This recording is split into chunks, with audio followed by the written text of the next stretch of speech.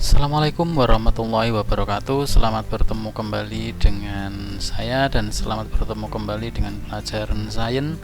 Kali ini kita akan belajar materi yang sungguh menyenangkan, yaitu tentang energi. Nah, kita akan belajar tentang apa itu energi, dan kemudian kita akan belajar macam-macam energi, dan kemudian kita juga akan belajar tentang hukum kekekalan energi dan juga energi kinetik serta energi potensial. Namun sebelum kita lanjutkan pembelajaran kita, mari kita ikuti tayangan video berikut ini. Mari kita amati aktivitas ini. Ini ada beberapa orang yang dia melakukan aktivitas yaitu makan. Tujuan dari makan ini adalah untuk mendapatkan energi, dan setelah tubuhnya memiliki energi, maka dia bisa melakukan kegiatan yang lain. Nah, orang ini mampu mendorong mobil karena dia sudah makan, karena di dalam tubuhnya sudah memiliki energi. Tanpa adanya energi di dalam tubuhnya, maka orang ini tidak mampu untuk mendorong mobil ini. Bus ini bisa melaju sangat kencang. Ini karena bus ini memiliki yang namanya energi. Tanpa adanya energi, maka bus ini tidak bisa melaju atau berpindah tempat.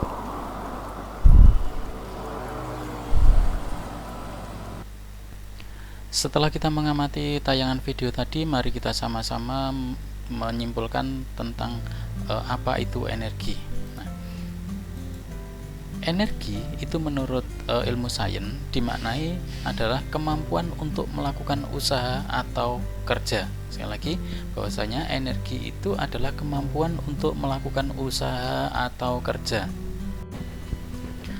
Bentuk energi itu bermacam-macam sekali. Nah, bentuk-bentuk energi itu macamnya ada energi cahaya, kemudian ada energi listrik, kemudian ada energi gerak, kemudian ada energi panas, dan kemudian energi potensial dan energi kinetik, dan masih ada beberapa lagi bentuk-bentuk energi yang lain. Energi itu bersifat kekal, maka ada istilah hukum kekekalan energi.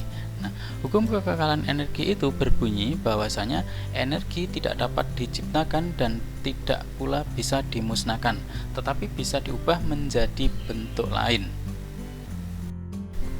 Beberapa contoh perubahan bentuk energi, salah satunya ini adalah kipas angin, dan kipas angin ini dapat berputar jika dia dihubungkan dengan listrik.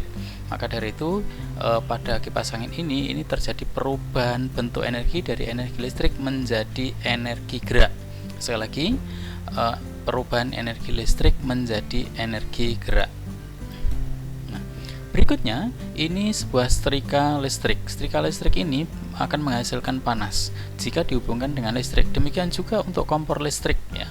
Ini akan menghasilkan panas jika dihubungkan dengan listrik. Maka ini terjadi perubahan bentuk energi dari energi listrik menjadi energi panas atau kalor. Sekali lagi, ini juga demikian, perubahan energi listrik menjadi energi panas atau kalor.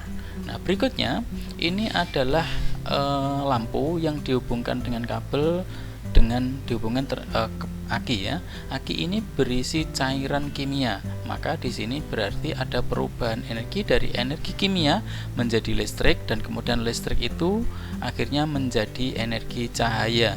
Jadi sekali lagi, ini karena di dalamnya ini adalah cairan kimia, maka ini adalah energi kimia yang berubah menjadi energi listrik dan kemudian berubah menjadi energi cahaya. Di samping ini lampu akhirnya menjadi panas, maka di samping menjadi energi cahaya, maka juga menjadi energi panas atau kalor. Nah, ini juga lampu yang ada di jalanan ini juga terjadi perubahan energi karena dihubungkan dengan listrik, maka perubahan energi listrik menjadi energi cahaya. Nah, yang berikut ini juga lampu jalanan, namun ini agak sedikit berbeda karena ini ada namanya solar cell atau sel surya. Jadi cahaya matahari, tadi energi cahaya itu oleh sel surya ini diubah menjadi energi kimia karena ini disimpan strumnya disimpan dalam aki, ya. Kemudian aki itu nanti dihubungkan dengan lampu dan lampunya akan menyala. Jadi perubahan energi dari cahaya, kemudian kimia, listrik, cahaya. Jadi cahaya, kimia, listrik, cahaya itu perubahan energi yang terjadi pada lampu yang menggunakan sel surya. Nah, berikutnya kita akan belajar tentang energi potensial dan energi kinetik. Nah, kita akan belajar apa itu energi potensial dan apa itu energi kinetik. Oke, ini sebuah pesawat, terus kemudian sedang terbang. Maka karena dia terbang, maka terjadi jarak, ya, ada jarak antara permukaan bumi dengan benda itu. Nah, energi potensial itu adalah energi yang dimiliki oleh benda karena posisinya terhadap bumi. Jadi ketika pesawat itu terbang, nah, karena posisinya terhadap bumi ini, maka dia memiliki energi namanya energi potensial. Nah, besarnya energi potensial itu bisa dihitung dengan formulasi EP. EP itu energi potensial, itu sama dengan massa yang disebutkan dengan M, kemudian dikali dengan G. G ini adalah gravitasi bumi, dan kemudian dikali dengan H. H ini adalah ketinggian atau jarak bumi terhadap benda. Jadi pesawat ini memiliki energi potensial karena posisinya terhadap bumi. Sekarang kita pada contoh soal. Nah, ini ada pesawat yang dia terbang, ketinggiannya adalah 100. Terus kemudian soalnya demikian. Pesawat terbang dengan ketinggian 100 meter. Jika massa pesawat adalah 1000 kg dan gravitasi bumi adalah 10 meter per sekon kuadrat, berapakah besar energi potensial? Diketahui masanya adalah 1000 kg, ketinggiannya 100 meter, dan gravitasinya adalah 10. Yang ditanyakan adalah besarnya energi potensial. Energi potensial itu sama dengan massa dikali gravitasi dikali dengan H, ketinggian atau jarak permukaan tanah terhadap pesawat. Nah, energi potensial sama dengan 1000 masanya dikali dengan gravitasinya 10 dan ketinggiannya adalah 100. Maka besarnya energi potensial adalah 100.000 joule. Sekarang kita pada energi kinetik. Lah, apa itu energi kinetik? Nah, energi kinetik adalah energi yang dimiliki oleh benda karena geraknya. Jadi kalau benda yang bergerak itu memiliki energi namanya energi kinetik. Seperti pada gambar ini adalah sebuah mobil ini bergerak, maka mobil ini memiliki memiliki energi namanya energi kinetik. Nah, besarnya energi kinetik itu bisa dihitung dengan formulasi EK sama dengan setengah, ya, setengah dikalikan dengan M, ya, dikalikan dengan M. M itu massa benda dikalikan dengan V. V itu kecepatan benda. Mobil masanya 1000 kg bergerak dengan kecepatan 100 meter per sekon. Berapakah energi kinetiknya? Diketahui masanya 1000, kemudian kecepatannya adalah 100. Yang ditanyakan EK, energi kinetik. Jawab, EK sama dengan setengah kali M kali V kuadrat. EK sama dengan setengah dikali 1000 masanya dan dikalikan dengan V 100 dikuadratkan.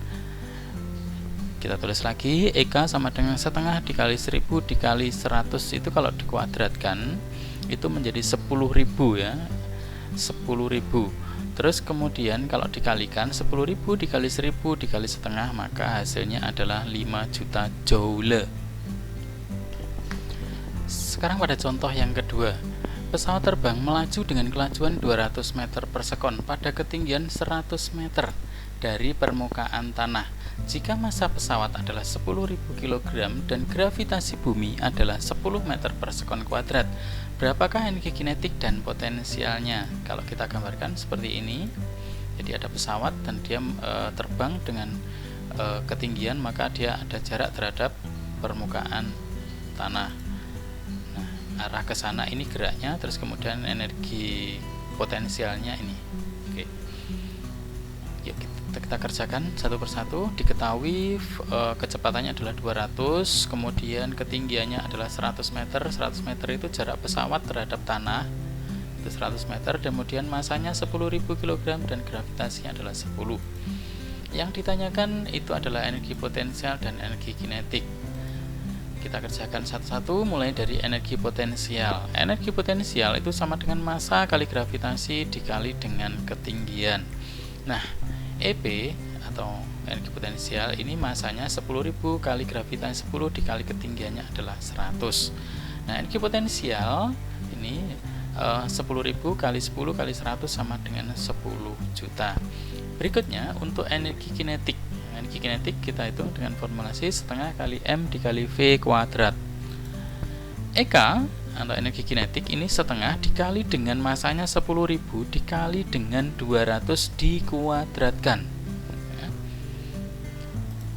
Maka 10.000 kalau dikali setengah itu adalah 5.000, kemudian 200 kalau dikuadratkan adalah 40.000, maka 5.000 kali 40.000 itu sama dengan 200 juta joule.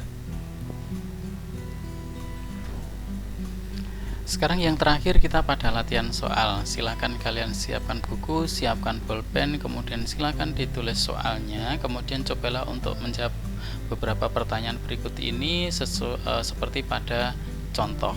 Nah, kemudian jangan lupa apa yang kalian kerjakan itu tadi untuk diberi nama. Setelah diberi nama, maka kemudian silakan nanti untuk dikirim kepada gurunya. Terima kasih dan selamat belajar.